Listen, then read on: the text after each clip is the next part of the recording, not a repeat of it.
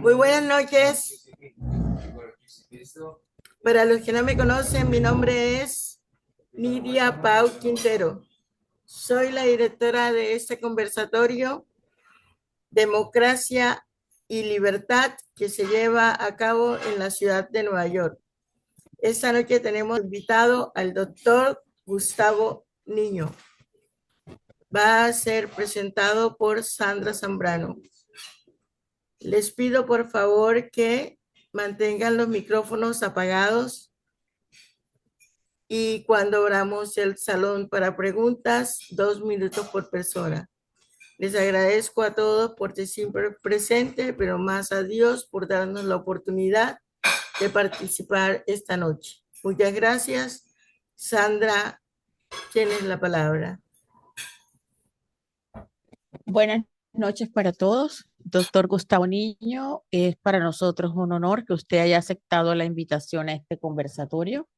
Me permito informar a los asistentes que el doctor Gustavo Niño es ex viceministro de Defensa, politólogo, docente y exalcalde de Santa Fe y Barrios Unidos. Bienvenido, doctor Gustavo. Este conversatorio es suyo. Muchas gracias. Muchas gracias, Sandra. Un saludo especial para todos. Me encanta estar en este espacio, sin duda, y me encanta, digamos, lo que vamos a discutir un poco hoy, pues las ideas que podamos compartir. No sé, renglón seguido después de la presentación, si Nidia o Sandra dicen algo más o arranco yo de una vez mi presentación. Espero sus instrucciones. Sí, usted en este momento inicia su presentación del tema propuesto que es seguridad, movilidad y corrupción. Sí. Y al final tiene un espacio para las preguntas de los asistentes. Bueno, primero que todo, otra vez, muchas gracias, Sandra, muchas gracias por la presentación y muchas gracias por el espacio. Este tema fue propuesto antes de todo lo que estamos viviendo en el país. Entonces, lo hicimos antes del 7 de junio como propuesta, pero hoy tenemos, como pasa en la vida, un panorama completamente diferente, doloroso y una crisis muy grande en el país. En ese sentido, quiero dividir mi corta presentación y exposición en los tres temas, pero sobre todo acentuándonos el primero, que es seguridad, y poder empezar a debatir en este ejercicio de hacia dónde va el país, que creo yo que es lo que hoy todos los colombianos y todas las conversaciones que nos unan tienen que tener ese camino y ese norte, esa orientación.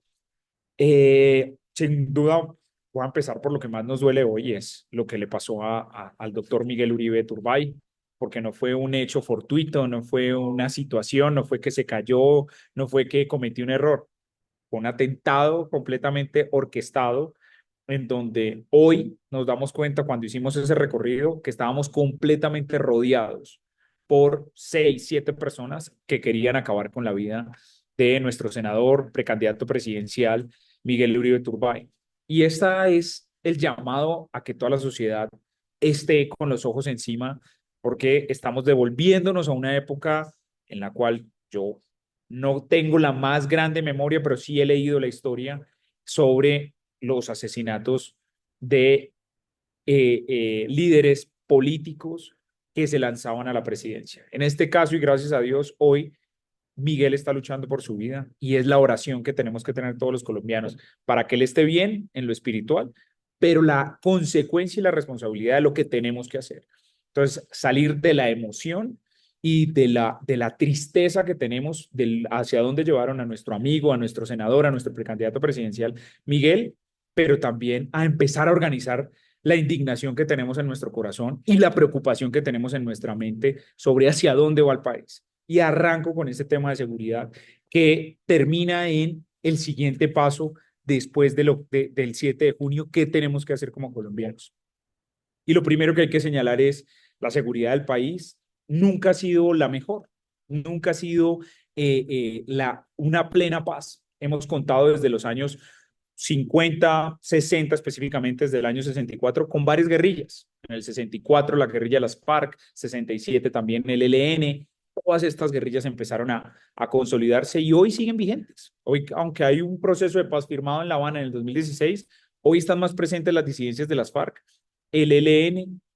Hoy lo que antiguamente se organizaban como paramilitares están hoy organizados en el Clan del Golfo y llenos de mafias y de grupos delincuenciales, no solo nacionales, sino internacionales, con influencia de Venezuela, con el Tren de Aragua, pero también de México, con muchos de los carteles, Jalisco Nueva Generación, los Zetas, etcétera, que tienen presencia en nuestro país.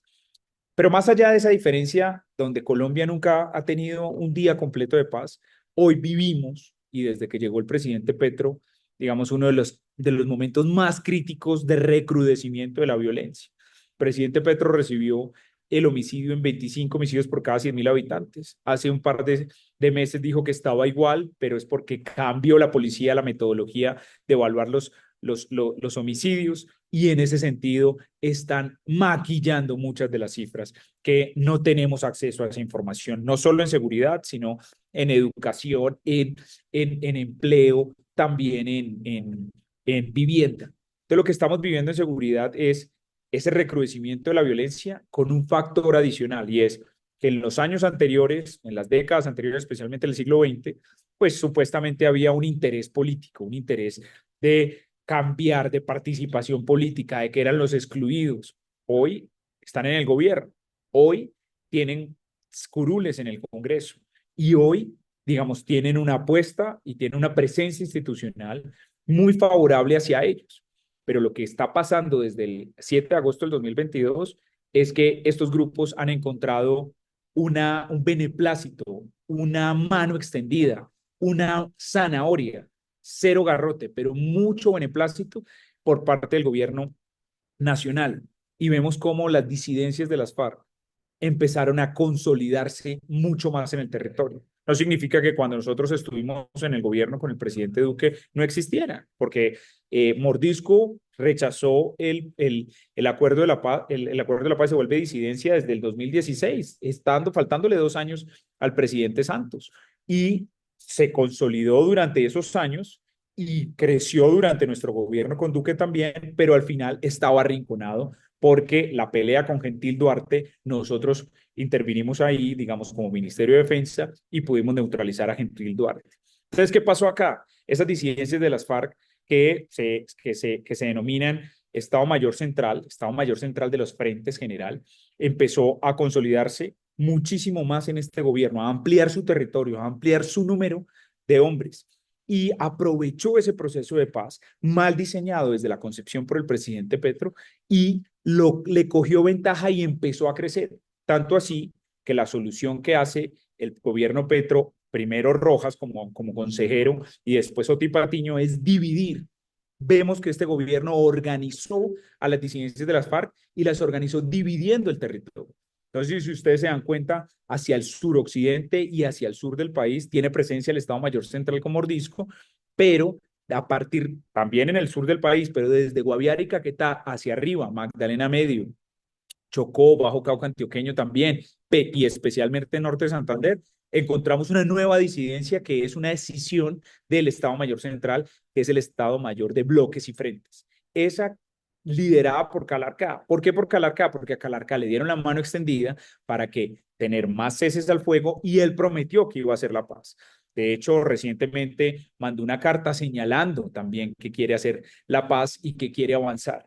Y vemos cómo últimamente sacó 2 decretos el gobierno nacional, el 048, el 0448, en donde le dio un mes desde abril hasta el 17 de mayo para que pudieran organizarse y el gobierno y las fuerzas militares no lo atacaran. Y después, desde el 17 de mayo hasta la fecha, para que se organizara especialmente el Frente 33 de las FARC en el Catatumbo. Y aquí quiero hacer un paréntesis, el Catatumbo, tema central. ¿Por qué es tan central el Catatumbo? Una sencilla razón. 50.000 hectáreas de coca tiene el Catatumbo, más de 2.000 toneladas al año, y eso representa una inversión económica muy importante. Cuando llegó Petro, ¿qué hizo? Que se dialogara al Frente 33 del Estado Mayor de Bloques y Frentes de Calarcá con el ELN y tuvieran una tensa paz. Pero el ELN vio la oportunidad, vio el respaldo de Maduro, que esto muy importante en nuestra seguridad, qué papel juega Maduro tanto en las elecciones como en todo el tema de seguridad, y se pasó por Venezuela y atacó al Frente 33, casi desmembrándolo, casi arrinconándolo. Y lo decía yo en otra entrevista, y es, volvimos ahora con este decreto que saca el presidente Petro a darle protección. Nuestras fuerzas militares se volvieron protectoras fundamentalmente del el Frente 33 para que puedan estar en un corregimiento de Tibú y puedan reorganizarse mientras el ELN sigue acaparando esta zona. Entonces tenemos hoy, del escenario del 2022 a hoy, tenemos unas disidencias más organizadas con mayor fuerza. Ahora el ELN, una guerrilla binacional, una guerrilla que tiene presencia en Colombia como guerrilla y es paramilitar en Venezuela con presencia en 8 estados comprobada y con una alianza muy importante con el gobierno del dictador Maduro. ¿Qué pasa con el ELN? El ELN empieza a movilizar sus frentes y especialmente el nororiental, y allí se empieza a consolidar. Nosotros dejamos al ELN entre 1.500 y 2.000 hombres en el año 2022 y hoy cuenta con más de 3.000 hombres. O sea, ha crecido por lo menos el 50% adicional de lo que tenía. Y estos son cifras con un subregistro muy importante. El ELN hoy no tiene ningún ataque.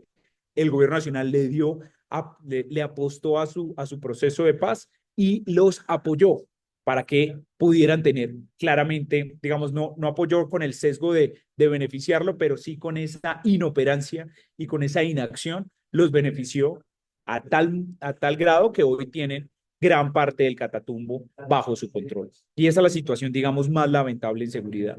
Pero miremos el otro componente, el Clan del Golfo. Nosotros capturamos en el 2021 a Otoniel, a alias Otoniel, y lo extraditamos, que era el jefe del Clan del Golfo.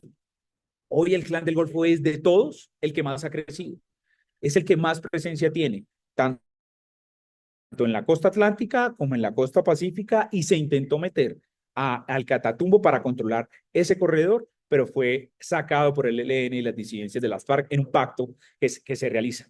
Tenemos hoy 400 municipios en donde no tenemos control territorial como fuerzas militares y como Estado, y 700 municipios, o sea, 300 más donde hay presencia de ellos, no con el control territorial, pero sí con la puesta. Entonces, tenemos un caos en el ejercicio de la paz, un caos enorme donde el tema que se pulula es mejor es mejor darle beneficios al delincuente, es mejor darle segundas oportunidades. Ahí vi por ahí un senador diciendo que en la reforma laboral, que por 2 días trabajados del delincuente o 3 días trabajados se les contaba como 2 días. Estamos en esa lógica, y esa es la lógica perversa que nos está haciendo daño. Con un cóctel ni el tremendo, que no viene solo de este gobierno, pero que lo traemos desde hace muchos años, del año 98, es que las cárceles tenemos atestadas, nuestras estaciones de policías atestadas, cayendo como tal y hoy vemos cómo la batalla política empieza un discurso del gobierno nacional en contra, estigmatizante y violento en contra de la oposición,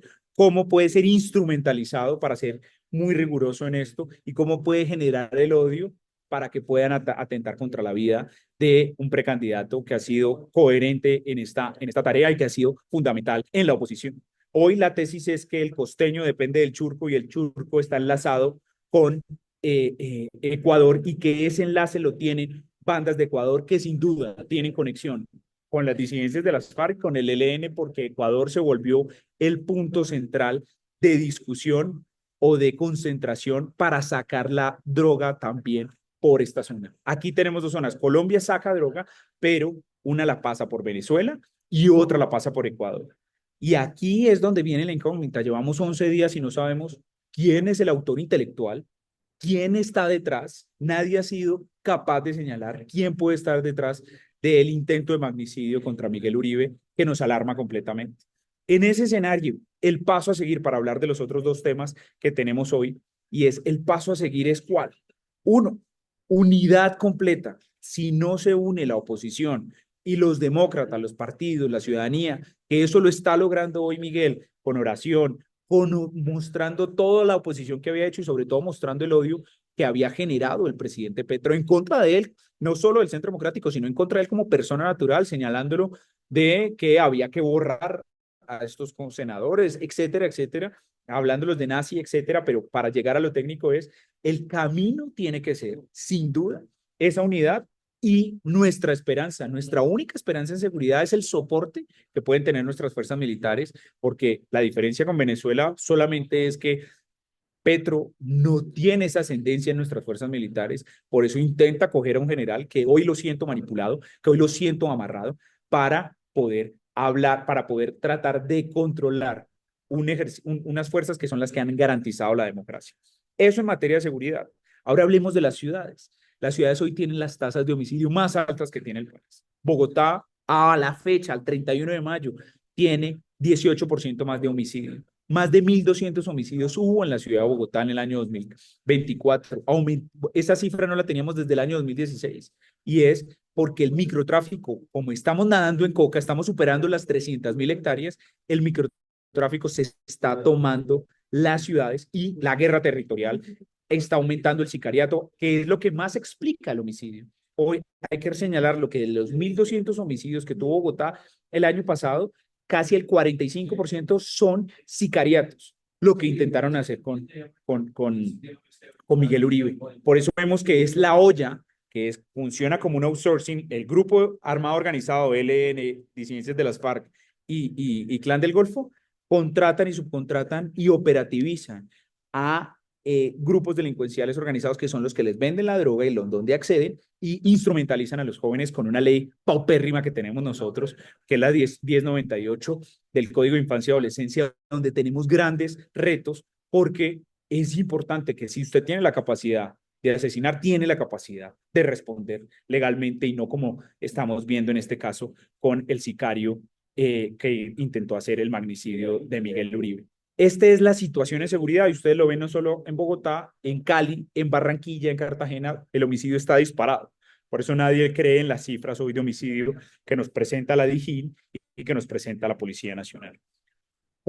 Pasando a los dos temas para cerrar y aprovechar el tiempo, aquí todo esto está combinado con un ejercicio de corrupción, de manipulación, de saltar las instituciones, como lo intenta hacer Petro con el decretazo, como lo intenta hacer hoy con un nombramiento de una persona que odia a nuestras fuerzas militares, pero que odia la institucionalidad y que quiere cerrar el Congreso, porque es que el discurso y la narrativa, que es, me lo decía antes un general comandante de las fuerzas militares, nosotros ganamos la batalla en el campo, tenemos fuerza aérea con gran capacidad, pero perdemos en la narrativa. Y hoy la narrativa que están poniendo es que el Congreso no sirve, que hay que resetear el Congreso, que adicionalmente hay que cerrarlo. Y viene un personaje a ser jefe de gabinete a tratar de cerrarlo.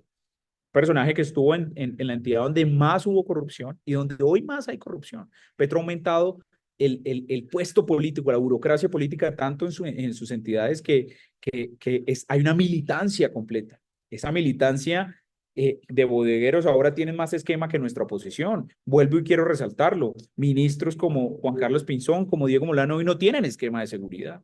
Y ese es uno de los retos más grandes que tenemos que nosotros revisar a futuro y digamos en el presente, pero actuar y es cómo le vamos a dar garantía a ellos. Y en corrupción estamos viendo cómo están comprando todo lo mismo, todo lo que criticaron en años anteriores, cómo lo están haciendo. El caso no solo de la Unidad de Gestión del Riesgo, el caso de la Superintendencia de Vigilancia y Seguridad Privada, los casos con el Congreso ahora, con la aprobación de la pensional, todo eso nos está generando un peso enorme y es la corrupción el vehículo para callar para comprar a la clase política para que le apruebe todo y aún así comprándola. Los mismos partidos, gracias a Dios, le están tratando de hacer una contra al gobierno nacional. Y cierro con el tema de movilidad, que es mucho más local, y era un tema que quería compartir antes de que pasara lo de Miguel, por eso le doy la prioridad, y es cómo ciudades como Bogotá, que es principalmente donde vivimos y donde estamos pendientes, cómo se está colapsando cada vez más y cómo seguimos perdiendo tiempo en el tráfico, muchos de los ciudadanos, especialmente los niños, para acceder al colegio y también los ciudadanos para transportarse. Ese, digamos, es uno de los puntos más críticos que tienen las ciudades, donde se quebraron los sistemas de transporte masivo. Pasa en Bucaramanga, pasa también en Barranquilla, en otros años donde tienen unas crisis gigantes económicamente. Pero si no vemos a la luz de lo que está pasando el día de hoy, pues es la seguridad y la corrupción la que nos está marcando una crisis gigante que si no la resolvemos, la movilidad pasa a un segundo lugar y completamente queda en un segundo plano. Entonces, volver a recalcar los puntos acá. La acción después de lo que le pasó a Miguel, que esperamos que se recupere y que él pueda liderar esta movilización de una nueva generación en la política y que pueda llegar a recuperar el país para no volvernos como Venezuela, arranca por garantizar que hayan elecciones el próximo año. Y esa es la crisis que está creando un poco y el caos que está creando Gustavo Petro para que haya consulta popular, para presionar al Congreso, para decir que haya una constituyente, para arrinconar cada vez más a la oposición que le salió adelante y que vemos cómo en sus encuestas empieza a bajar. Y en segundo lugar, es cómo garantizamos que para que hayan esas elecciones no se le meta la mano a las fuerzas militares. Y es ahí donde hay que estar más expectante para garantizar, para lograr que ellas sean las garantes de estas próximas elecciones que rogamos que existan. Ya estamos, la gran parte de los colombianos, lo muestra la encuesta última de Inbamer, queremos que hayan elecciones porque el desastre del presidente Petro nos tiene muy preocupados y nos acerca cada vez más a Venezuela y eso nos tiene, digamos, con el corazón en la mano, con el miedo de salir a hacer política, porque no lo crean, todos tenemos un miedo, los líderes sociales, los líderes políticos tienen un miedo después de lo que pasó con Miguel, y a ese miedo hay que decirle no, hay que ponernos de frente y hay que seguir batallando porque como lo está haciendo Miguel por su vida, tenemos que seguir dando ese ejemplo como tal. Esos serían mis 3 puntos. Entonces, vamos a abrir la sala para preguntas, pero antes de continuar, me gustaría darle la bienvenida a todas estas personas que por primera vez vienen a este. El doctor Alejandro Rabinovich tiene la palabra. Gracias, Lidia. Doctor Niño, gracias por acompañarnos esta noche. Interesante su presentación. 3 preguntas rápidas. ¿Cree usted que, a diferencia del caso de Álvaro Gómez Hurtado, que lleva 3 décadas de impunidad, el caso de Miguel Uribe Turbay llegará a desarrollarse a buen término? Eso es número 1. Número 2, ¿cuál estima usted es la verdadera tasa de homicidios en el país? Y número 3, ¿hasta qué punto los grupos alzados en armas en contra del Estado dejan de ser colombianos y ya son entidades transnacionales? Yo veo una extensa red a través del mundo y nosotros todavía estamos pensando en atacarlos como grupos nacionales. Gracias.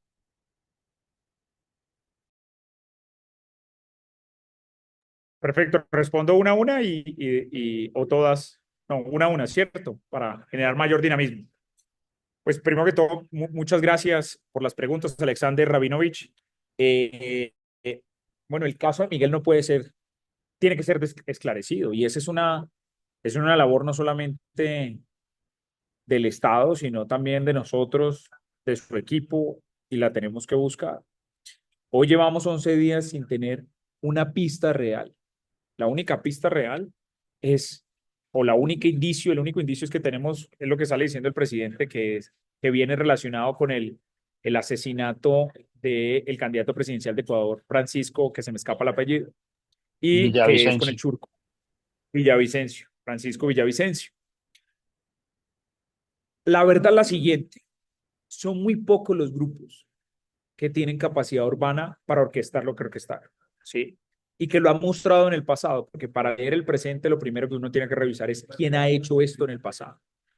Entonces uno ve tesis, y yo también lo compartía en otros casos, en donde dicen, no, es que va a ser el clan del Golfo, con una ayuda.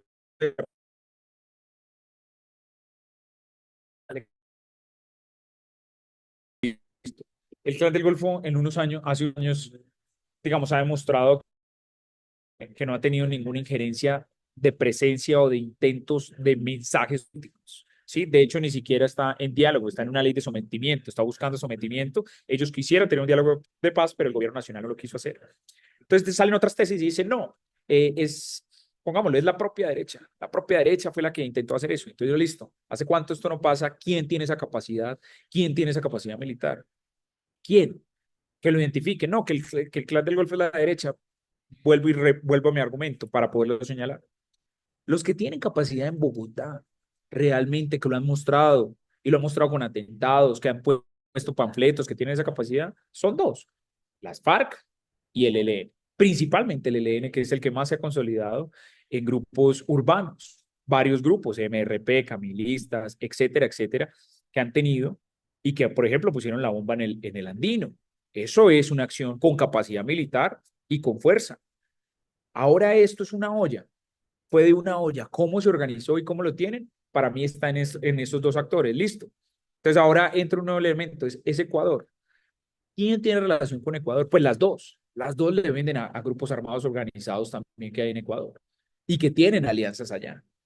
Entonces, para mí está entre esas dos y hay que identificarlo. El problema de esto es que cuando son esas dos son las primeras que salen a señalarlo. Hay que ver qué es lo que sucede, porque el ELN puso la bomba también en el 2019 en la Escuela General Santander. Entonces uno diría, solo por lo que ha pasado en la historia y por la diferencia que tiene con el gobierno y por la pelea que siempre ha tenido con el Centro Democrático, pues el ELN es la hipótesis que uno podría decir, me voy por esta a corroborarla primero para los investigadores de DIPOL y DIJÍN. Yo sí creo que tenemos que hacer un movimiento gigante para esclarecer esto. Y esto tal vez no lo vayamos a esclarecer en este gobierno, pero tenemos que ganar las elecciones para el próximo gobierno y ahí lo tenemos que esclarecer nosotros. Ahí es donde vamos a saber. Hoy, Alexander, la inteligencia militar y policial no sirve, no tenemos información, no hubo nunca un indicio que nos dijera el Ministerio de Defensa o la UNP que tuviéramos eso. ¿Por qué? Porque el DNI, la UNP y, bueno, las inteligencias que tienen las fuerzas militares están divididas, pero sobre todo el DNI y la UNP, pues están comandadas por XM-19. Entonces no nos dieron información. ¿De dónde está llegando la información de inteligencia que se pueda tener? De Estados Unidos. Y ese es el actor que nos tiene que ayudar en esto. Es Estados Unidos, con sus dos agencias más importantes históricas, las que nos puede ayudar a esclarecer esto. Y hay que pedirle apoyo a ellas dos. El presidente Petro no ha mencionado nada, solamente dijo que fue la CIA la que dijo que sí habían unas amenazas en contra de más líderes como Álvaro Uribe Vélez, María Fernanda Cabal y otros más allí. Entonces, ese es, digamos, el foco que tenemos que tener de manera práctica. Su segundo, la tasa de homicidio del país para mí es muchísimo más grande. Y es porque, uno, en las ciudades hay un mayor conflicto. Se ha presentado el fenómeno no desde este gobierno, desde antes también, desde el 2020, pero sobre todo después de la pandemia, pero sobre todo es la marcación ahí donde se ha aumentado, que es el sicariato. Y el sicariato significa, este es mi territorio, esta es mi renta criminal, nadie me lo va a cambiar y nadie me lo va a quitar. Y si el que se meta acá, pues lo disputo y lo mato. Ese es, digamos, el tema. Yo sí creo que la tasa de homicidio está más alta de lo que señala 25 homicidios por cada 100.000 habitantes. Y puede estar, para mí, subiendo cercana. En términos reales tenemos más homicidio, lo que pasa es que como la población ha aumentado de todas maneras, la tasa sigue mostrándose el presidente que está muy cercana a los 25. Y el tercer punto, el crimen transnacional. Ya no estamos con estructuras que no tienen acceso a conexión internacional. De hecho, tenemos unas estructuras que tienen apoyo. Cuando llegó Álvaro Uribe y después cuando estuvo el presidente Duque, el ELN fue arrinconado y gran parte de su frente oriental pasó a territorio venezolano. ¿Sí? Desde que estaba Chávez había una amistad, pero ya después se volvió una protección. Recuerden ustedes que en todos los procesos de paz con el ELN, el garante es Maduro. ¿Quién lo pide? Los helenos. ¿Por qué piden de garante a Maduro? ¿Por qué piden de garante a Fidel? Pues porque hay una relación clara. Hoy el régimen de Venezuela está en una crisis y eso es lo que tenemos que ver a nivel mundial. Y en su crisis, pues digamos, pues, su crisis es petróleo. ¿Cuál es su ingreso? Petróleo. Y ahorita con todo lo que ha pasado con Chevron y con lo que está haciendo Marco Rubio, pues hay una presión más allá de eso. Y su segunda fuente de ingreso, ¿cuál es? La delincuencia y adicionalmente la cocaína. Y la cocaína, la más eficiente, donde más hemos logrado eficiencias por hectárea, es en Colombia. Por eso nosotros entregamos en 235.000 hectáreas Yo creo que en septiembre, que viene la certificación o desertificación por el gobierno de Estados Unidos, que esa va a ser una crisis muy importante que hay que prever, pues vendrá una nota de más de 300.000. Y no solo el ELN es internacional, también se ha comprobado la presencia del Clan del Golfo hacia Panamá, también se ha comprobado la presencia de las disidencias de las FARC de Mordisco hacia Ecuador, ¿sí? Tanto es el crimen transnacional que tenemos ahora que un fiscal, el fiscal Pichi de Ecuador, pues fue asesinado acá. Entonces nuestras estructuras ya están transnacionalizadas, las estructuras guerrilleras que tiene Colombia. Y hoy funcionan con actores, por eso es que Colombia no se puede leer solo. Hoy nosotros tenemos una amenaza gigante que es Venezuela, pero hay una amenaza naciente que hay que controlar con Novoa, que es Ecuador. Y esto es una visión, digamos, muy importante para analizar. Y un punto interesante en este análisis, Miguel Uribe estudió con Novoa, con el presidente Novoa en Harvard. Entonces hay que buscar también esas habilidades para que nos puedan ayudar en eso. ¿Hay alguna otra pregunta? Muchas Gracias. gracias. Una última, por favor. ¿Cuánto estima el pie de fuerza de hombres armados en, ¿De en, quién? en, en, entre guerrilla, Clan del Golfo, toda la gente Nosotros, insurgente? nosotros teníamos una cifra histórica en el 2010, no, 2008, 2000, antes, 2003, 2004, de cerca de 30.000 hombres de las FARC, ¿no? Eso se redujo bastante. En el ELN le conté la cifra, hoy debe estar más o menos en 3.000. Así debe estar más o menos cada una de las disidencias, o sea que sumadas pueden estar en 6.000, entre 2.000, 2.500, alguna en 3.000, especialmente la de Mordisco ha sido más arrinconada ahorita, pero era la más grande. Y el Clan del Golfo sí debe estar un poco más arriba de los 4.000 hombres con toda la capacidad que tiene hoy en este momento. Muchísimas gracias. Omaira Cifuentes. Buenas noches, Nidia, para todos. Muchas gracias por darme el uso de la palabra. Y gracias, mi querido doctor Niño, que muy joven, bien ha entendido sobre la coyuntura que está viviendo nuestro país. Y podemos darnos cuenta de una vez, pues de hecho, usted ya lo ha expresado, que estamos frente a un psicópata, un hombre sin escrúpulos, un hombre que mientras nosotros hablamos de libertad y vida, él habla de libertinaje y muerte. Porque sucede que los comunistas, nihilistas, eh, fascistas, todos aquellos que están en aquella dinámica contra orden y ley son absolutamente libertinos, irrespetuosos y desconocen todo tipo de normatividad. Y es lo que tenemos en este momento, un sujeto que no tiene respeto por lo que es nuestra constitución. Además, porque él juega precisamente a la desestabilización de nuestro país. No obstante, Colombia está firme, le mostramos el domingo que estamos activos y dispuestos a defender nuestra libertad y democracia, el orden de nuestro país, a rescatar toda la institucionalización que demanda. Lo que ocurre es que somos personas que por tener una conciencia limpia, pacífica, nuestra arma es el discurso. Y eso es lo que ellos no resisten, que nosotros tengamos el gusto por el buen debate, mientras que ellos hablan del autoritarismo y la actitud desafiante de obedecen o obedecen. Y nosotros no estamos dispuestos ni a arrodillarnos, ni a permitir que nos arrebaten la libertad. De hecho, Pedro es un funcionario público y no puede brincarse en nuestra constitución porque como cualquier ciudadano y como cualquier funcionario está sujeto al artículo sexto de nuestra constitución nacional. Por muy presidente que sea, no tiene derecho a hacer llamados a la consulta popular, ni tiene derecho a llamar a la constituyente, sobre todo porque pretenden enredar con el señor, el que está ahora de ministro de Justicia, se me fue el nombre, Monte Alegre. Montealegre, que acaba de quedar como un zapato, como un absoluto imbécil, que a pesar de haber ocupado un cargo tan importante dentro de una administración de carácter democrático, hoy quedó como un idiota frente al doctor Mauricio Gaona, que le probó de mil maneras que él era un hombre ignorante, abusivo de su propio conocimiento para pretender engañar a nuestro pueblo colombiano con un acervo de montaje y estructura jurídica falsa para poder llevar a la conducción del engaño a nuestra comunidad. Y el mismo imbécil de Petro es otro ignorante que no sabe de constitución, pero que se come cuanto vuelto sea para ver cómo se afianza en la opción de causar daño y destruir nuestra sociedad. Créame, mi querido politólogo, que usted sabe de qué estamos hablando y tenemos el derecho de sospechar, porque de eso se trata.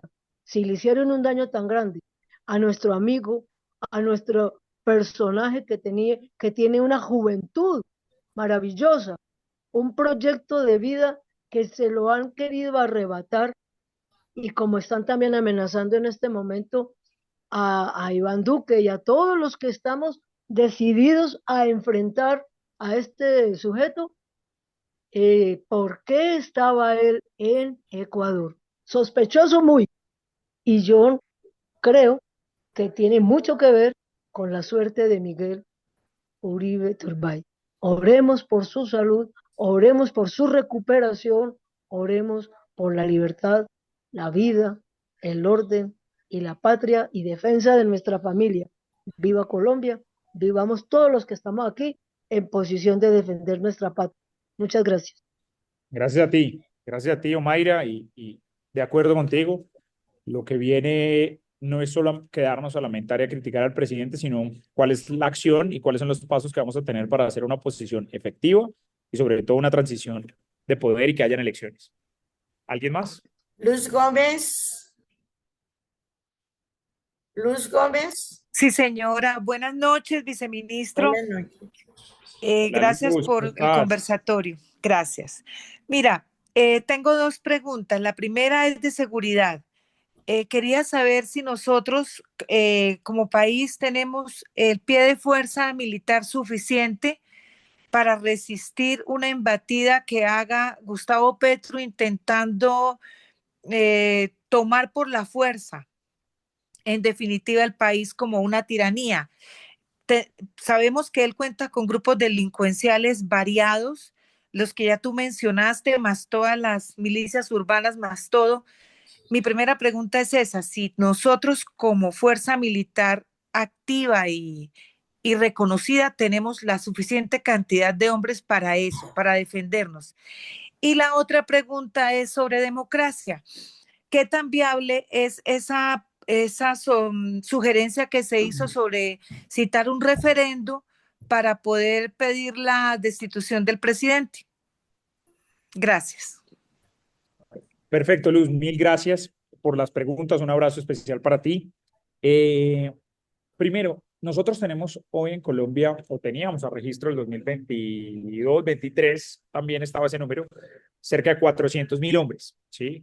Que lo podríamos dividir más o menos entre 160, 170 del ejército, 130, 140 de la policía, y más o menos esas cifras van cambiando, y más o menos 30.000, 40.000 de la Fuerza Armada, de la Fuerza de la Armada, y de la Fuerza Aérea cerca de 15.000. Más o menos esos son los números que tendríamos.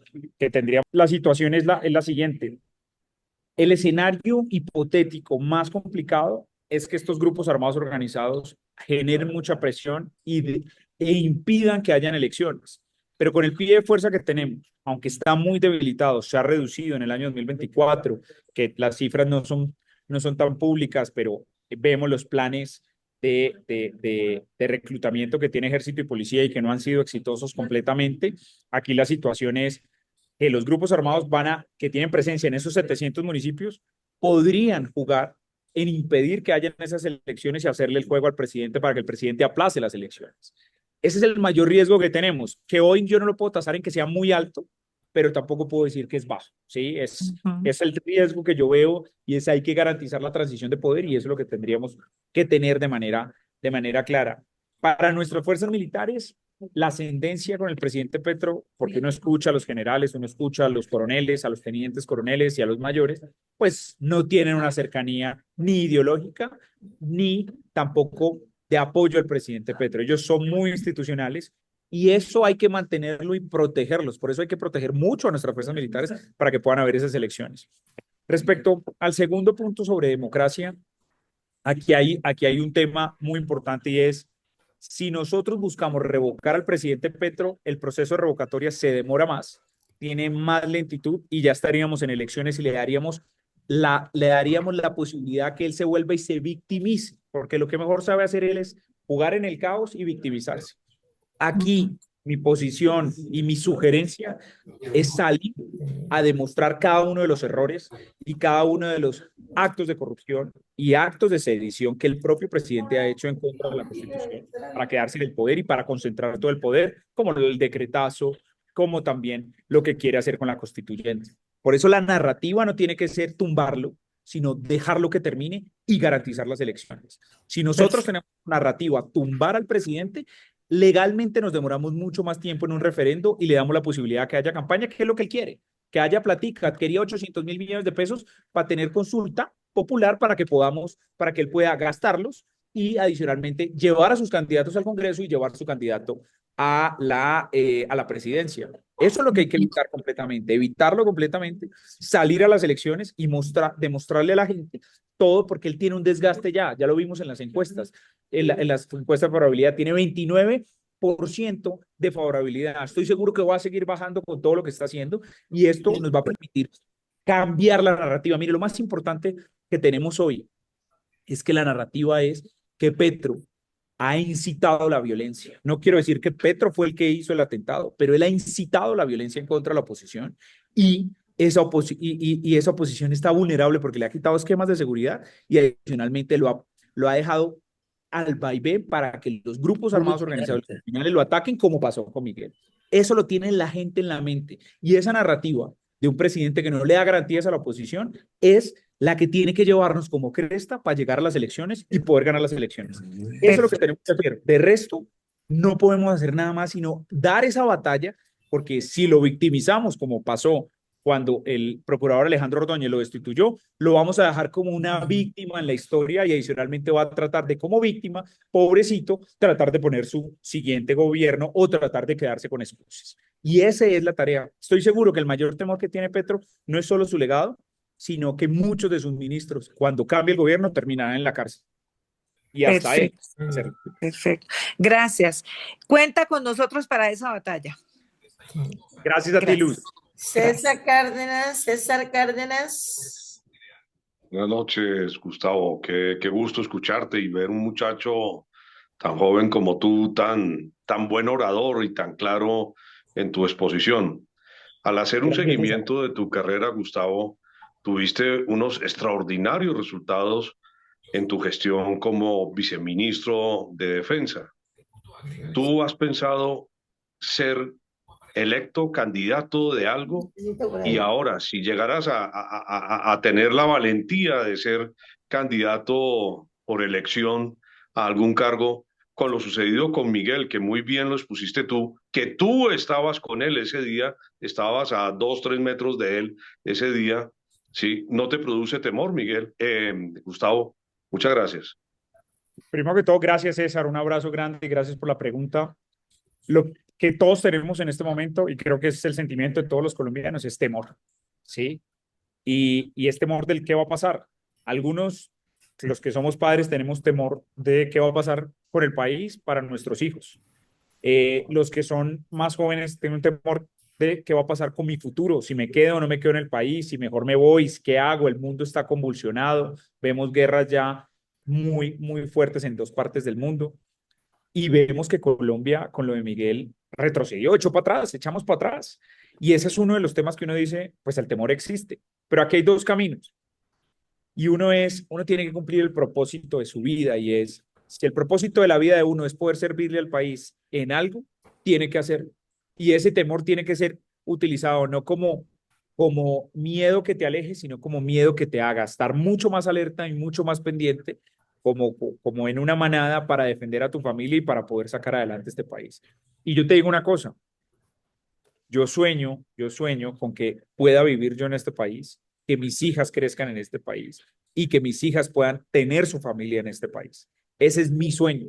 Y por ese sueño, que es el legado que uno puede dejarle a la familia, uno tiene que dejar el miedo, volverlo fortaleza y meterse con precaución, ¿sí? Tomando las medidas claras, sabiendo en dónde atacar y no salir a atacar de manera loca, decir, vamos a tumbar al presidente, o vamos a hacer A o vamos a hacer B. No, con estrategia, unidos, uno solo no puede hacer nada, siguiendo el camino, por ejemplo, que nos ha permitido Miguel abrir.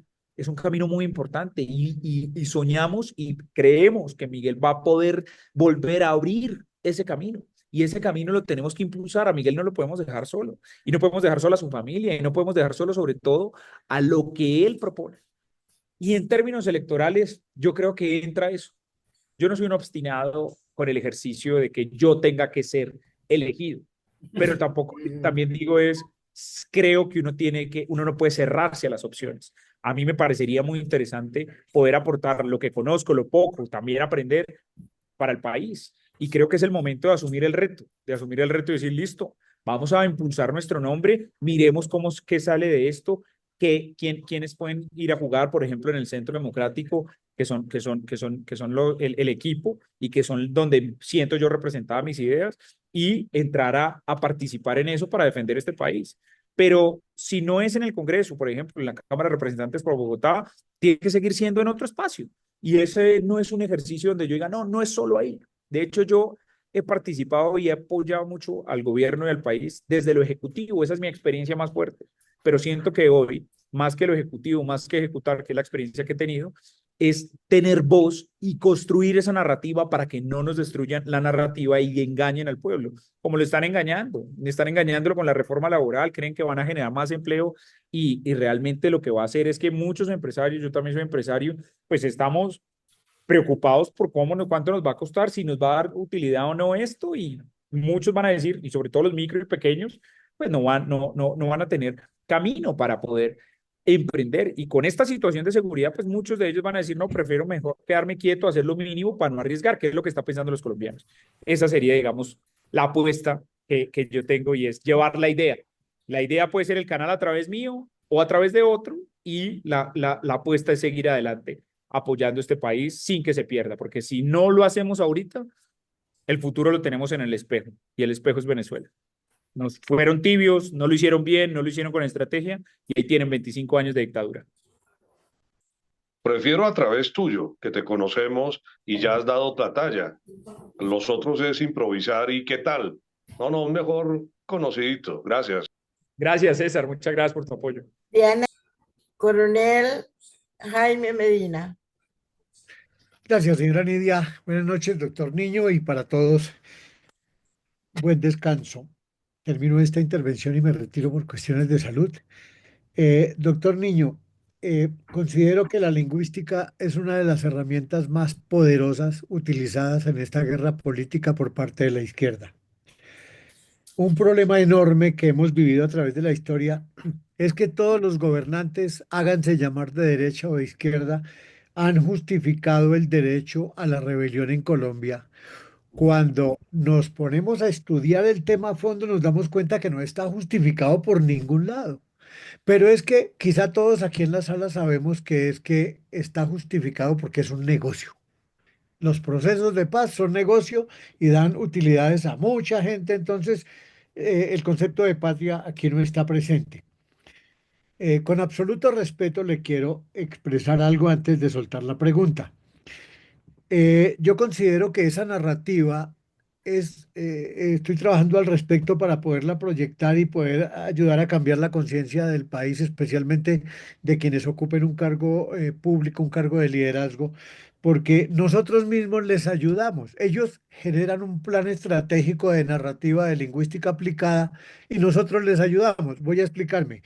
Por ejemplo, reitero con mucho respeto, no es posible que nosotros digamos que el ELN, las FARC, etcétera, tienen capacidad militar. Incluso a los grupos como el Clan del Golfo ya le hablamos de capacidad militar. No, ellos tienen capacidad criminal, que es otra cosa.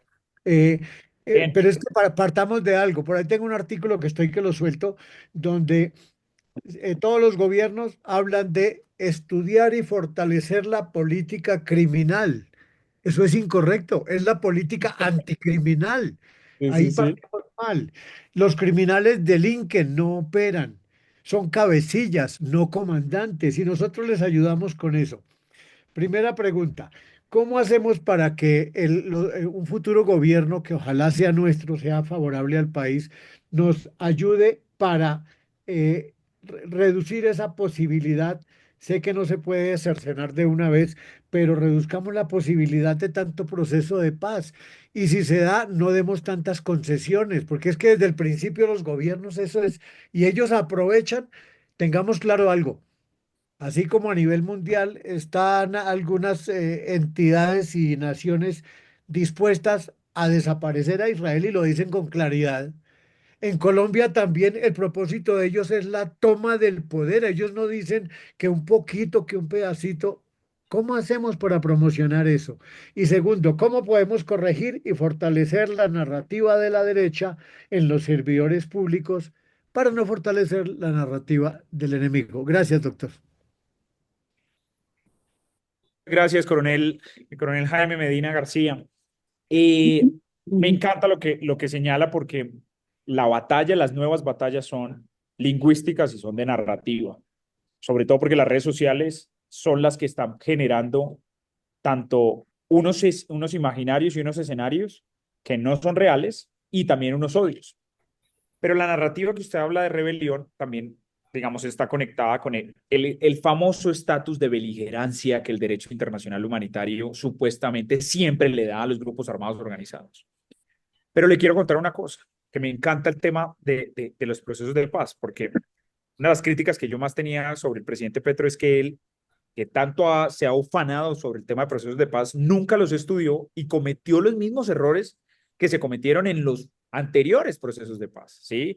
Dar más concesiones sin exigencias, dar ceses al fuego sin verificación, adicionalmente darles territorio, porque lo que está haciendo con el decreto para el Frente 33 del Catatumbo es darles una reorganización, que también lo hizo el presidente Santos, pero supuestamente era para garantizar el desarme y para que ellos dejaran las armas.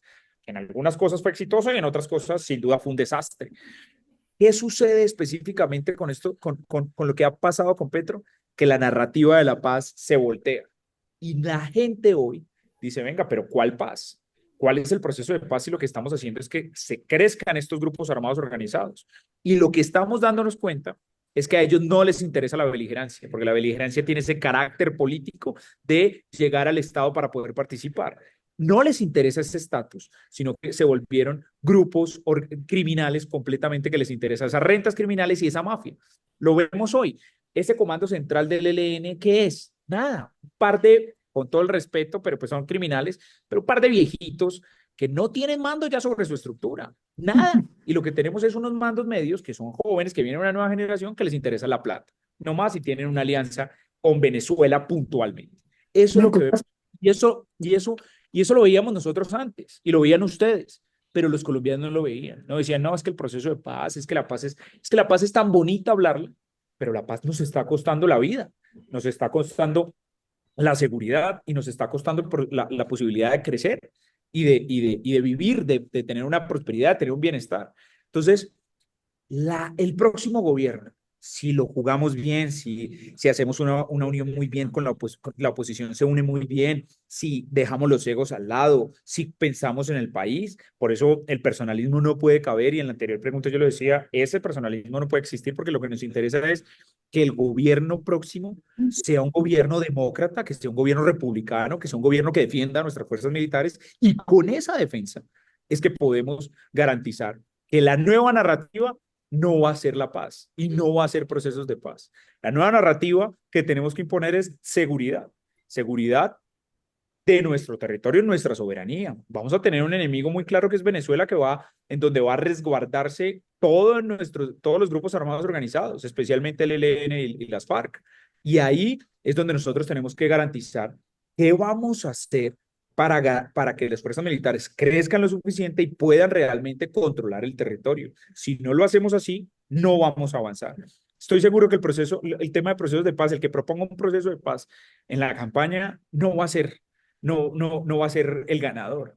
Aquí se va a hablar de cómo controlar, cómo recuperar el control territorial y cómo recuperar la seguridad para los colombianos. Ese va a ser el punto. El problema es que si no lo hacemos bien y no lo garantizamos, puede volverse otro boomerang en donde venga otro a hablar de paz. Es que todo el mundo ha hablado de paz en los últimos 30, 40 años y procesos de paz y han sido infructuosos. ¿Y por qué? Porque tenemos unos aliados también completamente aliados a nuestras guerrillas. Y esos aliados que este escenario internacional se está moviendo también tienen que, o sea, si Venezuela no es libre, nosotros no vamos a tener paz y va a influir otra vez en nuestras elecciones. Ese es el primer punto que me mencionabas. Ah, y el de la narrativa. Esos dos, nosotros tenemos que tener la narrativa y explicarle a la gente es, si usted, que lo hacía muy bien el presidente Uribe y muy sencillo, usted no va a poder salir a la carretera. Si yo voy a hacer que vuelva a usted salir a la carretera y usted que volvamos a apreciar a nuestros policías y militares. Una cosa bellísima que pasó en el supuesto paro nacional fue cómo la gente salió a defender su CAI. Esa es la narrativa donde nosotros estamos encima ahora de los que hablaban de paz y que hablaban de primera línea. Esa es la narrativa que tenemos que defender, que la ciudadana, que la ama de casa diga, no me le hagan nada al policía, porque el policía hoy está desprovista, no tiene respaldo, no tiene apoyo, no tiene los elementos. Y estos grupos criminales se han invertido. Vea lo que hacen con los drones el ELN, cómo nos tira tatucos y nos tira otras cosas a nuestros soldados y cómo los están asesinando con plan pistola, etcétera, etcétera. Gracias, doctora. Acotación.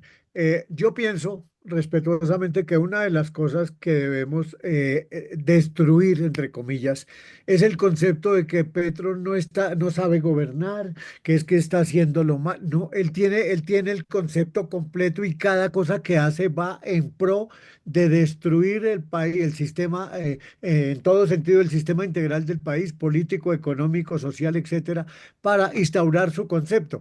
Pero nosotros le hacemos un flaco favor y especialmente la mayoría de líderes políticos porque siempre lo justifican diciendo es que no sabe gobernar, es que está cometiendo errores. No son errores. El país debe entender que él va por el camino y lo peor, que nunca nos ha engañado porque él abiertamente ha dicho que es lo que quiere. Gracias, doctor. Gracias, señora Nidia. Gracias, mi coronel.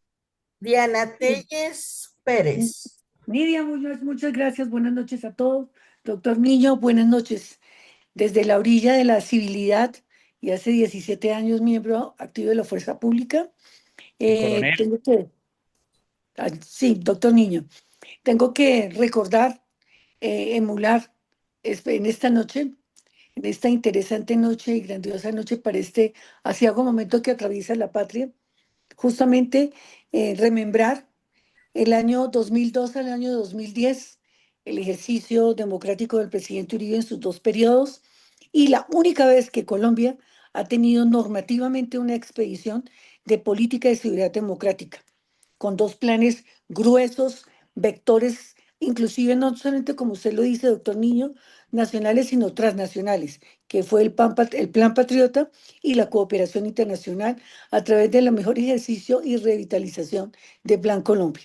Hoy día, después de largos años, nos encontramos con que Colombia adolece de una política pública adoptada por cualquier gobierno, por el de turno y los que lo antecedieron.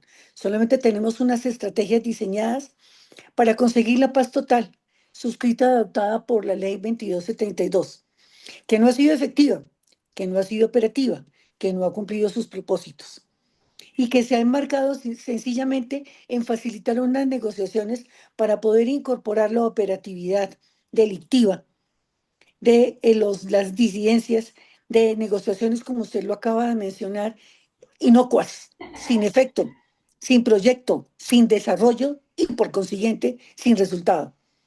Un debilitamiento del uso de la fuerza, claramente, un debilitamiento del uso de la fuerza en tres vectores. Uno, el que usted bien maneja, que es el debilitamiento de la disminución y hacer pírrico ese presupuesto que le da la nación a la fuerza pública.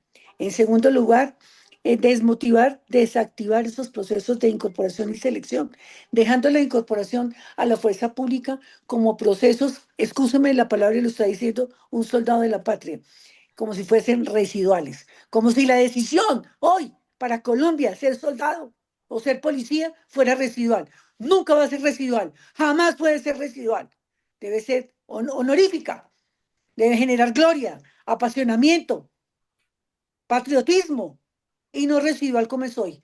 Porque usted lo acaba de decir, tenemos que recuperar el respeto, el posicionamiento, el cariño y la voluntad. Y sí lo vimos, no en todos los departamentos, no en todo el territorio nacional, pero por ejemplo en Bogotá, yo, una señora de tercera edad, salí a los héroes a defender a la fuerza pública, a las mujeres policías golpeadas por los desadaptados de la primera línea. Eso tenemos que recuperarlo. Eso se llama cívica, se llama urbanismo. Y la democracia y la constitución política es la Biblia, es el derrotero. Es un momento histórico para que todos los colombianos, en todos los sectores vivos de la sociedad, leamos, recuperemos, ejercitemos y apliquemos la Constitución Nacional, no solamente con los derechos, sino con las garantías y las obligaciones de colombianos y de patriotas. Tenemos en usted, doctor Niño, yo lo digo hoy claramente y me encanta este escenario. Y gracias, Nidia, por este grandioso oportunidad de espacio, no ni siquiera espacio, escenario democrático, abierto, porque estamos representados, según veo en el panel que tenemos todos a la vista, todos los sectores vivos de la sociedad. En edades, usted es el más joven del grupo, cómo me gusta eso, cómo me complace, que el más joven, que sea vitalidad, ejercicio, nuevas visiones, nuevas estrategias. Yo lo leí a usted, yo lo leí a usted. Y lo que yo escribí en ese paneo, que fue casi un pálido reflejo de su ejercicio, de su alcance, de su ejecutoria como viceministro de Defensa.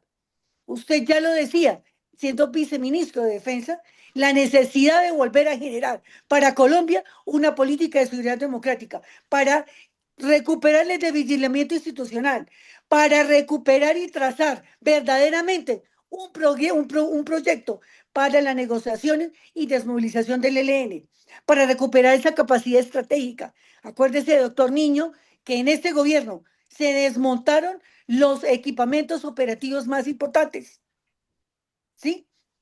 Y lo más trascendental, que usted, a pesar de su juventud, tal vez su entrenamiento internacional, le da una visión oxigenada, moderna, continental, universal, internacional.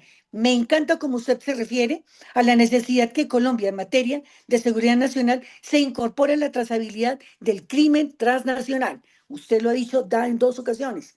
¿Sí? Esto tiene un acompañamiento, esto tiene una complicidad continental. Es necesario que recuperemos, como usted lo trazó cuando fue viceministro de Defensa. Para mí lo sigue siendo, porque sigue hablando, sigue insistiendo, sigue despertándonos esa necesidad de generar una diplomacia sectorial, una cooperación operativa, como la teníamos con el presidente Uribe, una visión regional, los delitos transnacionales. El presidente Uribe nos enseñó de manera didáctica el curso, el vector de qué es un delito transnacional, un país de origen, un país de desarrollo y un país de resultado.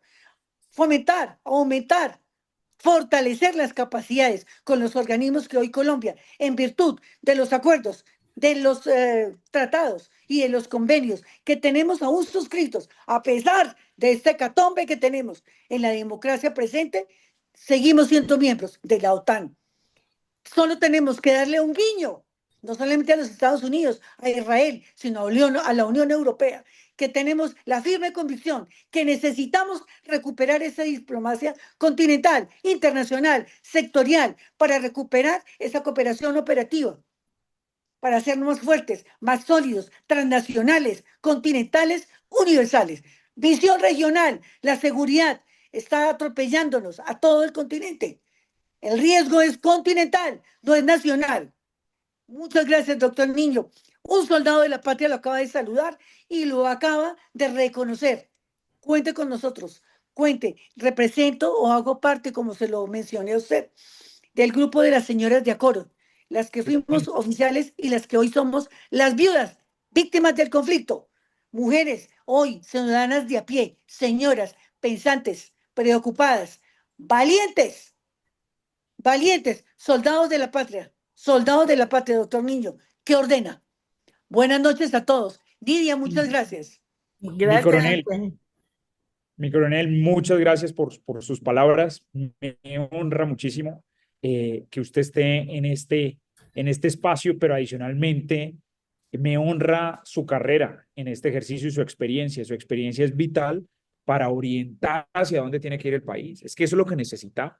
Esa experiencia de la gente que estuvo en el campo de batalla, de los ciudadanos, de los empresarios que han luchado este país, lo necesitamos hoy más que nunca para que lo que hablaba con el coronel Jaime Medina Jaimes, y es que esa narrativa nos la ayuden a ustedes a construir y que no la perdamos, porque no podemos perder el país en nuestras manos. Y lo que usted señalaba, nosotros en septiembre y octubre tenemos un riesgo gigante, lo quiero explicar un poquito más acá. En septiembre sale UNODC, que es Naciones Unidas para la Droga, y nos cuenta cuántas hectáreas de coca tenemos. Y el próximo semestre se define cuánto va a ser la cooperación de Estados Unidos para Colombia. O Nosotros la somos... desertificación, doctor Niño, ¿no? O la Sí. desertificación. La desertificación, sí. O sea, si nos desertifican, nos quitan, eso es un problema económico, nos aumentan unos aranceles, nos quitan cooperación militar y nos pueden quitar los fondos. Yo lo explicaba la vez pasada y es, nosotros recibimos 450 millones de dólares, que mal que bien son 2 billones de pesos de Estados Unidos en cooperación. Y este gobierno se ha dedicado a debilitar esa relación para que no haya ayuda militar, no hay apoyo hoy. Hoy vemos como los Black Hawk, como las Imagínese. capacidades militares que tienen nuestras fuerzas pues se han debilitado completamente. Ya no tenemos Israel le bombarderos. hace el overhaul a los helicópteros. Israel 89 helicópteros. Aeronaves de alas rotatorias suspendidos en tierra, total, sin overhaul. hablaba con un agente de Indumil y me decía, pero ¿para qué negocios vamos a hacer? Si nosotros no podemos ni fabricar ahora el fusil Galil, porque partes del fusil Galil, no todo lo hacemos acá, sino que parte, que es una transferencia de Israel, parte nos la daba Israel. Radares, gestión, todo eso lo ha debilitado este gobierno. Pero fueron 4 años donde echamos para atrás mucho. Ahora tenemos es que enfocarnos. Y hay una cosa que es muy importante en la que la coronel y también el coronel también que nos acompañaba la vez pasada nos tienen que ayudar muchísimo, y es a la gente, a los tomadores de decisión, a los políticos les daba miedo invertir en defensa. ¿Por qué les daba miedo? Porque entonces que la paz, que no la guerra, que la salud, que la educación, todo eso es importante, pero sin seguridad no existe nada de eso. Y si nosotros no mejoramos las capacidades, se lo decía muy amigo del presidente Uribe, histórico, ya por eso sabrán quién es, decía, le decía, doctor, es muy importante que sí haya una inversión en seguridad. Si no lo tenemos, no vamos a avanzar como país, y la inversión tiene que ser en capacidades. Y eso hay que lograrlo, que no le dé vergüenza al que llegue invertirle, porque los temores que tuvimos en el pasado se debieron a que había mucha presión. Pongo el caso, Petro nos criticaba por los aviones de superioridad aérea que debimos nosotros firmar. Y hoy él lo está diciendo y va a coger los Gripen, ¿sí? Que ahora Estados Unidos le hizo una nueva oferta, ¿no? Pero está diciendo que él lo va a hacer. Son 13 billones de pesos. Eso lo debimos haber hecho nosotros, que somos los que defendemos las fuerzas militares, que somos los que estamos ahí en el discurso. O sea, hay que ayudar a que la narrativa permita que la inversión se dé y que garanticemos que la seguridad saque. Último ejemplo de esto es toda Europa, toda la OTAN, que el mínimo de inversión es el 2% de su PIB en defensa, están pronosticando que va a subir al 5% por las guerras que están. Todo el mundo está invirtiendo en seguridad, y los que no lo estamos haciendo somos nosotros. Hasta Venezuela está invirtiendo en seguridad. Venezuela con los rusos, Venezuela con los Sukhoi, Venezuela con el apoyo iraní, Venezuela con el apoyo chino. Todo eso lo está haciendo. Y nosotros, no, nada, estamos hablando de pajaritos de la vida cuando están acá asesinándonos. Y una cosa que decía, hay que dejar, esto es lo que quiere Petro para quedarse en el poder. Hay que lograr es que esa narrativa no exista, y no decir que es un incompetente, sino que es un tipo que quiere lograr el objetivo de desestabilizar a Colombia para poderlo gobernar y tenerlo.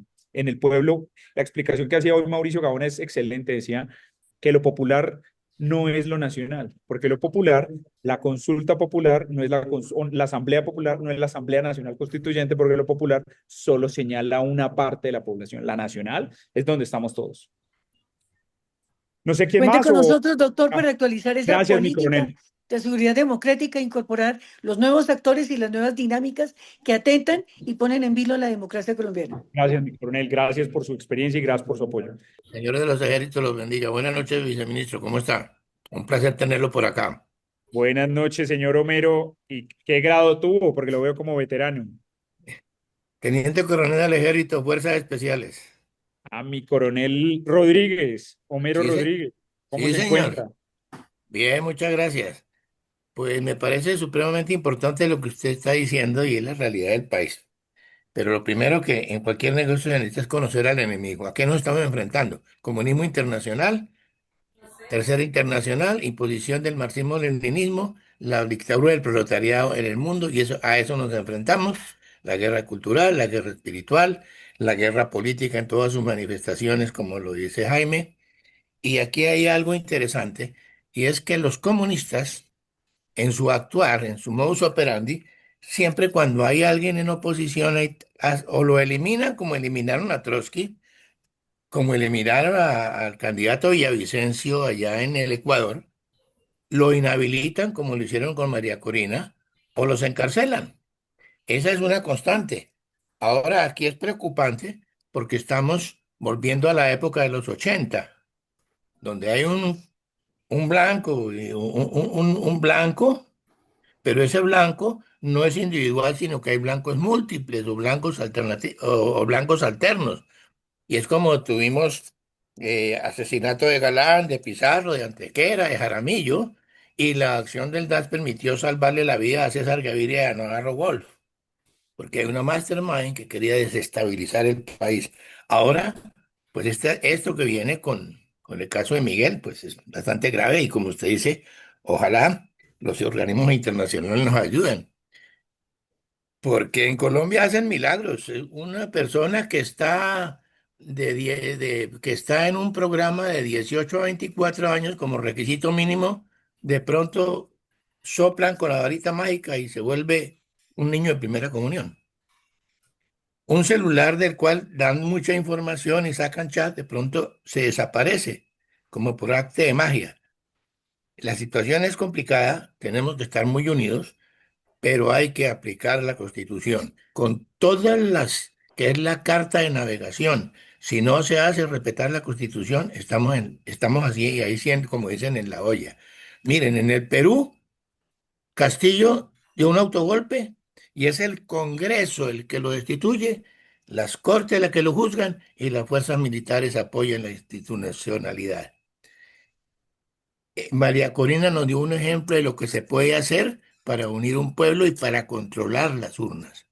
Pero fíjese que allá no han podido bajar al cucuteño este que está allá de dictador. Entonces yo creo que todo Colombia tiene que tomar conciencia y estos son unos espacios donde se está generando conciencia. Y los partidos políticos, los dirigentes políticos tienen que tomar conciencia y no pueden salirse del margen de la Constitución y de la ley. ¿A quién se va a elegir? Mire cómo toda esa cantidad de barbaridades que han hecho en las supuestas reformas y con los votos de quienes las personas eligieron para que velaran por sus derechos y por la salud democrática del país. Pues lo felicito, doctor, muy complacido y sigan su campaña. Nosotros aquí seguiremos en lo mismo para que no nos quedemos sin país como le ha pasado a otros que no han entendido que la libertad no es gratis, pero solamente reconocen el precio de la libertad cuando la pierden. Gracias, Total. doctor. Muchas gracias, mi coronel, por sus palabras. Gracias por su mensaje también. Y necesitamos de toda su experiencia y su apoyo para sacar adelante este país. Todos los necesitamos a todos, y más en este momento. Eso que usted acaba de señalar, las nuevas generaciones no lo conocen. No conocen porque nacieron en un país libre después de las batallas que ustedes dieron. Pero hoy esa libertad está en juego y empiezan a tener conciencia un poco. Uno ve a los jóvenes, no puede pasar esto es lo que pasó con Miguel, y se empiezan a salir de esa narrativa de la revolución, de la rebelión, de la sedición, etcétera, etcétera, que la ha metido y lo ha hecho muy bien FECODE y lo ha hecho muy bien las universidades en ese caso, porque ahora los más izquierdosos, y ese leninismo, maoísmo, foquismo, marxismo, viene en las universidades privadas. Vemos muchos de ellos vienen de universidades privadas y uno dice, pero ¿qué es lo que está pasando? Y nosotros tenemos que defender la libertad como garantía general de vida. Si nosotros no defendemos eso, se nos lleva, nos lleva al Grupo de Puebla, nos lleva en general. El problema es que Petro es más inteligente que Castillo y más inteligente que Chávez. No estamos contra alguien que es bruto, estamos contra alguien que se formó, que estuvo en la lucha guerrillera, que fue guerrillero y inteligente. utilizó armas y que nos está hundiendo como país. A ver, no sé, Nidia, si algo más. Sí, sí, tenemos al mayor doctor Kilawi.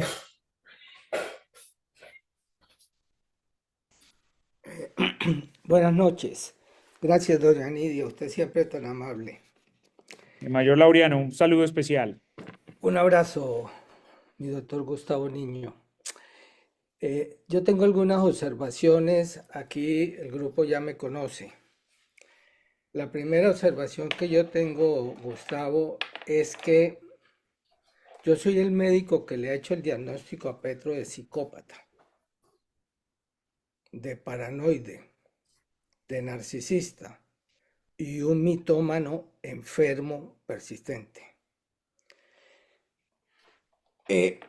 No esperemos en un psicópata apoyado por todo lo que el coronel Homero decía del apoyo internacional, de la internacional socialista, de todas las entidades internacionales infiltradas por el comunismo, que él vaya a entregar el poder. Entonces, ese es un tema que después podemos discutir, como siempre se presenta en forma amplia en otro escenario, con mucho gusto o personal o como quiera. Pero mi concepto, Gustavo, es que a usted no le va a entregar el poder un psicópata, porque el trastorno mental que tiene un psicópata no da para que entregue el poder. Él es peor. Quiero aclarar, es que algunos creen que psicópata es loco. No, el psicópata lo que es malo. Y es un loco cuerdo, muy malo y muy perverso, que no tiene empatía y no le importa someter a un pueblo. No le importa haber acabado con toda la salud. Yo como médico especialista en neurocirugía he estado siguiendo mucho el proceso de las reformas, de los intentos y de la destrucción de la salud en el país. A él el psicópata no le importa. Entonces, yo quería dejar en el ambiente que yo opino que no hay que dejarlo terminar. No se puede. Porque si usted lo deja terminar, está dando la papaya para que en este momento lance la Asamblea Nacional Constituyente, porque ya la consulta popular no le salió. Y si no, va a intentar cualquier cosa con tal de tomarse el poder. Y entre más tiempo esté, más maldad va a hacer y más nos va a destruir a Colombia. Ese es un punto de discusión. Total. Lo dejamos seguir para que nos acabe el país, más todavía, como decía la señora coronel que habló, muy efusiva, muy linda, bla, bla, bla, bla, pero es que ese bla, bla, bla no nos está sirviendo. Yo tengo una ponencia que estamos terminando y ya muchos de mis amigos aquí la conocen, ya las he comentado, que vamos a ir ante la Corte Suprema de Justicia y vamos a ir ante el Senado en plenaria a exigir que Petro no tiene capacidad mental para ser presidente porque es malo. Y vamos a exponer todo lo malo que ha hecho desde que era un niño, que es una de las características del psicópata. Y nosotros vamos con todo a tratar de destituir a Petro cuanto antes. No le podemos dejar tiempo, que lo vamos a endiosar, cualquier cantidad de pretexto que queramos ponerle. No, Nosotros lo que no necesitamos es que continúe y avance. Por eso le decía, cuando hable y tengamos esto, nos vamos a tener que enfrentar en una serie de conceptos de la democracia donde uno va a dar argumentos de por qué sí y por qué no. Pero en este momento no se puede y vamos a llevar eso ante la plenaria del Senado porque el artículo 194 no necesita de la comisión de acusaciones de la Cámara para pasar y ser debatido en el Senado directamente por plenaria. Ese era el punto. Entonces, Me parece muy interesante el argumento de mi mayor, me parece loable. Yo lo que hago alerta en ese argumento es que lo que quiere Petro es que le intenten hacer un golpe de Estado. Lo que quiere Petro es que lo intenten destituir. Eso es lo que él desea, porque es ahí donde se sabe mover, es ahí donde se sabe victimizar. Yo no estoy en contra de que se intente destituir por vías legales, por institucionales, por la Cámara de Representantes de la Comisión de Acusaciones, etcétera, etcétera. Eso es bienvenido. Pero donde nosotros tengamos mal táctica en eso, y como él lo ha soñado y lo ha dicho, golpe blando, golpe duro, golpe todo, él lo está esperando, porque es su salvavidas para poder quedarse en el poder. Ahí es cuando coge a las fuerzas militares. Entonces, a todos los amigos veteranos, a toda la gente que me pregunta a mí, digo yo, alerto sobre si es el deseo de él, ¿por qué se lo vamos a cumplir? Porque el deseo de él es, con ese escenario, genera un caos y se me intentaron tumbar, me quedo. Que fue el escenario de Chávez, ¿no? Al final lo tumban, lo intenta tumbar Cardona en el 2002, logra recuperarse, se queda en el poder y no vuelven a haber elecciones libres en Venezuela. Y esa es la situación más grave. A mí un amigo de izquierda me decía, hombre, pero usted por qué dice que Petro es un dictador si vas es a consultar al pueblo? Yo le dije, Chávez ha consultado al pueblo siempre, para la constituyente, para la nueva constitución del 99, cada vez, de hecho, Maduro lo acaba de hacer con el Esequibo. El dictador le interesa demostrar que tiene respaldo del pueblo, le interesa mostrar eso, y es ahí donde nos quieren llevar. Entonces, si nosotros caemos en ese juego y nuestra oposición es obtusa en eso, intenta hacer un golpe de Estado ilegal, sino no tramitar esas diferencias en el Consejo Nacional Electoral, en la Cámara de Representantes de Acusaciones, en la Comisión de Acusaciones, vamos a tener un escenario donde el árbitro de esa cancha, el líder de esa cancha, es Petro. ¿Sí? Y ahí no sabemos qué va a pasar. Yo estoy de acuerdo con que no podemos quedar quietos, pero hay que revisar muy bien. En eso estoy totalmente de acuerdo. Pero es que más violaciones de la Constitución Nacional no se pueden ver. Desde un comienzo ha sido violada por todas las puntas y por todos los actos que usted quiera. Pero A mí mire, me preocupa, por ejemplo, un hecho. Le pongo sí, un ejemplo. Cuando asesinaron, hicieron el magnicidio sobre Álvaro Gómez Hurtado, como lo decía Alexander al comienzo, todo quedó oculto y en la bajeza propia, donde todos sabíamos que los asesinos eran Serpa y Samper, con otros dos más. Y es el momento, en este tiempo, 30 años después, donde ese magnicidio quedó impune. No, lo que está pasando con Miguel Uribe Turbay. Yo acabo de sacar un video que se los mandé a algunos del grupo explicando la parte neurológica como neurocirujano de todo lo que le pasó a él y toda la secuencia que tiene y el peligro en que está ahorita desde el punto de vista médico. Pero me preocupa mucho que blanco es, gallina lo pone y se come y es un huevo y ese huevo estuvo en el Ecuador, franjó con un narcotraficante. ¿Qué es esto? Que nuestro presidente se vaya a otro país a hablar con un narcotraficante.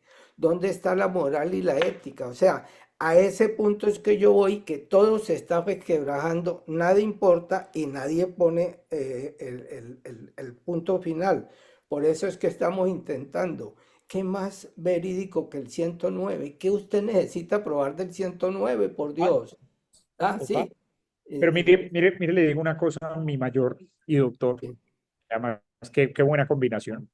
Y tam- es, nosotros estamos pagando muy caro la alternancia del poder en Colombia. Que haya llegado y que la izquierda ha llegado en cabeza de Petro. Ese pago muy caro que estamos dando, lo tenemos que saber tragar y saber controlar y ser muy estratégicos, porque si no se nos queda. Y hay una cosa que él mismo está acabando su hoyo, y es porque la gente supo cómo era la izquierda, ese discurso. No, es que hace 200 años no gobierna la izquierda. Ya nos quitamos ese argumento. No, es que nosotros nunca vamos a ser como Venezuela. Ya la gente lo está viendo. Y esa es una ganancia gigante. Si nosotros, digo yo como sociedad, no dejamos que este hombre termine su mandato, el germen, ahí sí como dice usted, el germen se va a propagar y ahí se propague, les damos más incendio. Y entonces, ¿qué van a decir? No nos dejaron gobernar, ahora vamos a armarnos con las guerrillas de nuevo. Ya las guerrillas, todos los colombianos saben que no tienen ideología, ya saben que no importa. Entonces, no les demos ese salvavidas ilegal, inconstitucional, de darles un golpe de Estado o darles o sacarlos del poder antes de que termine el 7 de agosto, que terminen y logremos que hayan elecciones.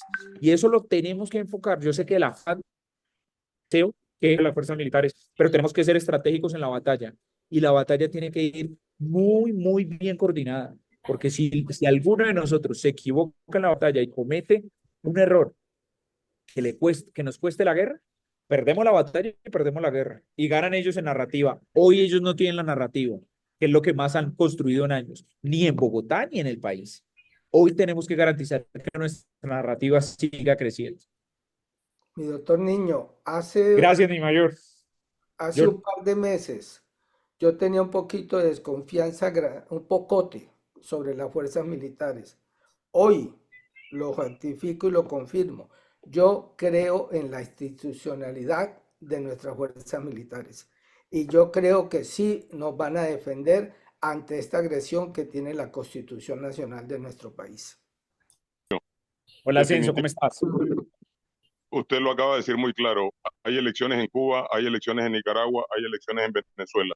Las elecciones no nos garantizan absolutamente nada.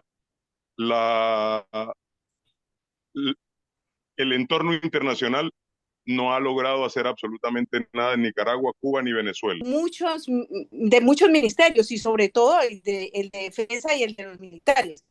Hemos visto cómo Petro lloró por por uno de las FARC guerrilleros que murió y todos nos toca el discurso que hizo a sabiendas de que apenas se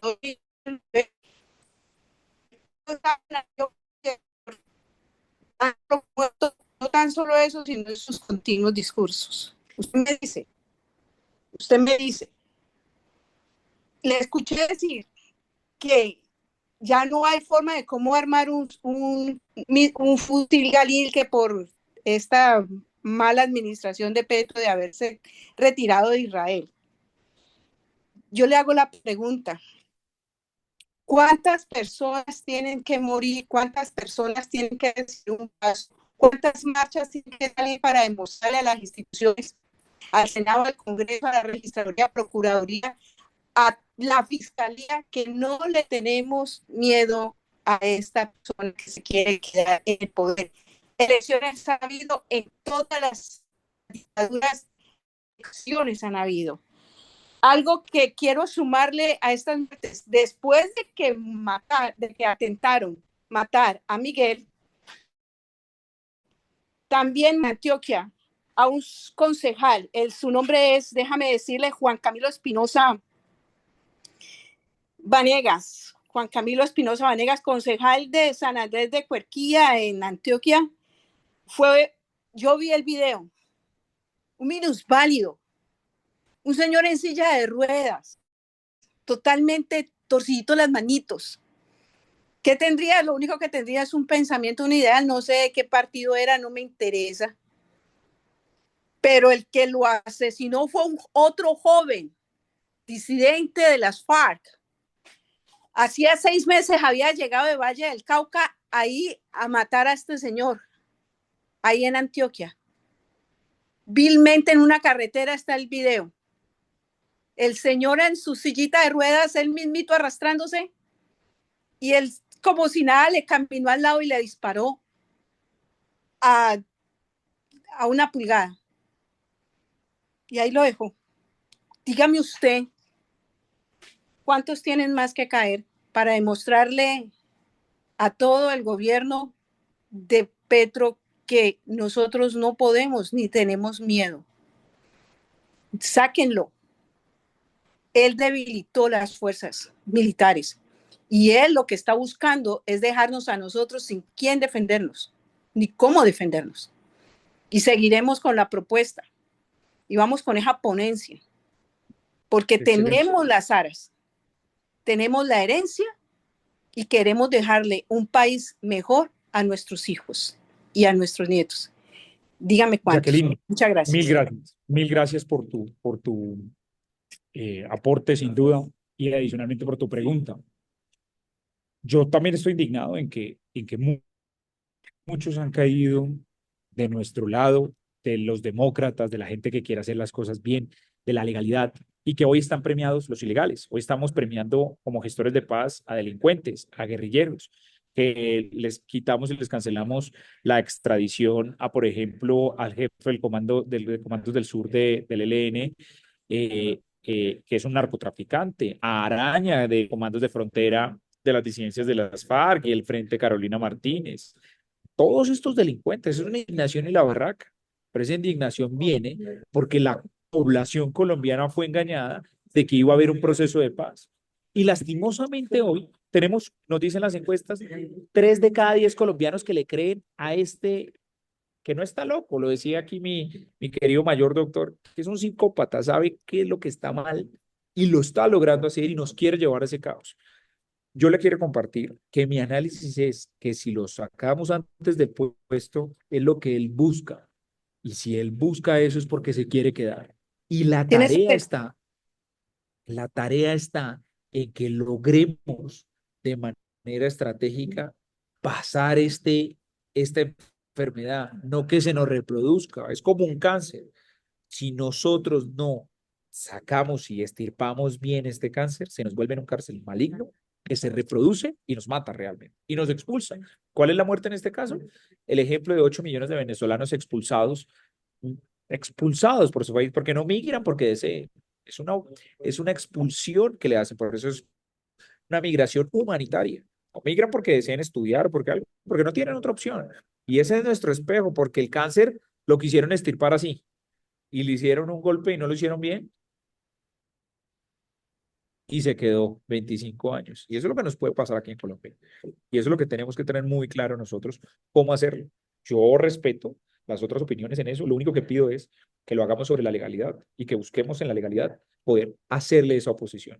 Pero si nosotros y a alguien se le ocurre hacerlo de la forma ilegal y darle el golpe de Estado, el juego es de Petro y el juego es de toda esta línea y de toda esta gente. Es que hay que recordar que el estallido, el falso estallido social del 2021 fue orquestado también con plata del ELN y las disidencias de las FARC. Y si nosotros le intentamos hacer eso, estoy seguro que esas dos guerrillas van a estar apoyando y como dicen en la costa, como caimán en boca de caña, esperando que cometamos ese error, y eso es lo que no podemos permitir. Quiero agradecerles a todos, especialmente a Nidia, por este espacio y a cada uno de ustedes por esperarse casi 2 horas en este diálogo que es muy fructífero para mí y me conecta con lo que piensan ustedes y lo que tenemos que hacer como país. Mi invitación clave es: nos tenemos que unir, tenemos que seguir comunicando, tenemos que seguir vinculando más gente, porque es la única forma que esta narrativa no se caiga y sobre todo que podamos lograr que haya una transición de poder y que en esa transición de poder llegue un demócrata, un republicano, un demócrata claro en que busque la libertad, el Estado de Derecho y nos dé garantía y seguridad, que no sea amigo de los grupos armados organizados y que le devuelva al país, a las nuevas generaciones y a los que estamos asumiendo este reto, la esperanza para seguir viviendo en este país. Muchas gracias a todos. No sé si Nidia quiere Doctor cerrar Gustavo más. Niño, muchas gracias por aceptar nuestra invitación. Muchas gracias. Ha sido un conversatorio muy, pero muy bueno. Gracias a todos por decir presente y esperamos tenerlo en otra ocasión. Muchas gracias. Gracias a ustedes. Muchas gracias. Feliz noche. Feliz noche. Feliz noche. Bueno,